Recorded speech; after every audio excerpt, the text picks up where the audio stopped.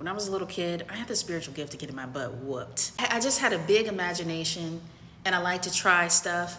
And I didn't realize that some things we just don't do, okay? But there were two specific instances that I remember. Two specific butt whoopings that are on my record. I was framed. I was 4 years old and I used to go to this daycare. And there was this little girl there who, it was a very short-lived friendship. But I don't know if she was new or I was new, but we got around each other and she would suggest things for me to go home and do or tell my mom. Wait, I gotta get through the story. Okay, she would suggest things for me to go home and do or say to my mom. Anyway, so the first thing that the little girl told me to say was, she was like, the next time your mom tells you something, tell her, I don't care what you say. So I went home. My mama, I don't know what my mama told me to do. I was like, I don't care what you say. Obviously that was butt whooping number one. Number two was worse because now the little girl has upgraded to teaching me how to curse. The little girl teaches me the F word, but it was a phrase that she taught me. So I'm thinking you have to say the entire phrase in order for it to be a cuss word. I just went home and I didn't say the entire phrase. So I'm thinking, okay, I didn't really cuss for real. I didn't say the phrase, so I'm in the clear. I'm safe. I said one word out of the entire phrase, but it happened to be the F word. The only word that mattered in that entire phrase. It wasn't even see, this is why you can't trust other 4-year-olds. I said the word to my mom and she was like, what did you just say? And so I repeated it more confidently. I said it with my entire chest. And my brother was behind her like, she told my brother to go get her belt. I was like, no. I didn't say the whole phrase.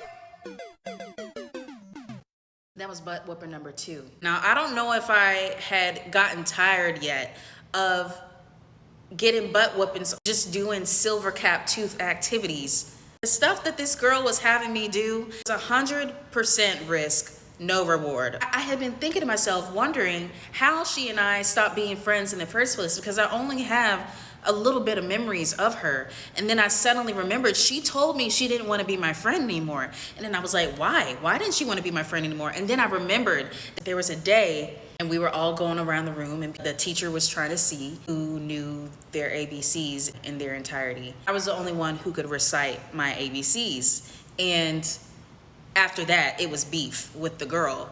And she told me she didn't want to be my friend anymore.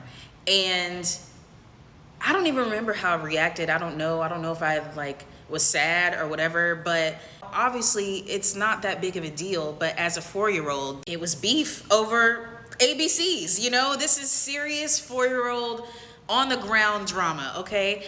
And I just think about how there are times in school where I would be tempted to kind of dim myself in order to fit in with everybody. And I just think about how I was getting all these butt whoopings because of this girl, and being close to her was kind of low-key turning me into somebody I wasn't. Because I would go home and I would say these things to my mom and she would be so horrified because she knew I don't know where you got that from, but we nipping that in the bud now. I just think about how it really is protection when you shine as bright as you can. You have to shine as bright as you can because it is protecting you in a way.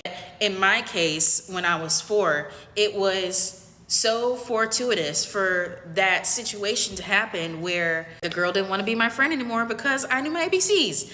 And I just think about how you turn into somebody you're not when you are hiding parts of yourself that need to be out in full bloom. And it even can separate you and drive a wedge and turn you against the people that you are supposed to be connected to.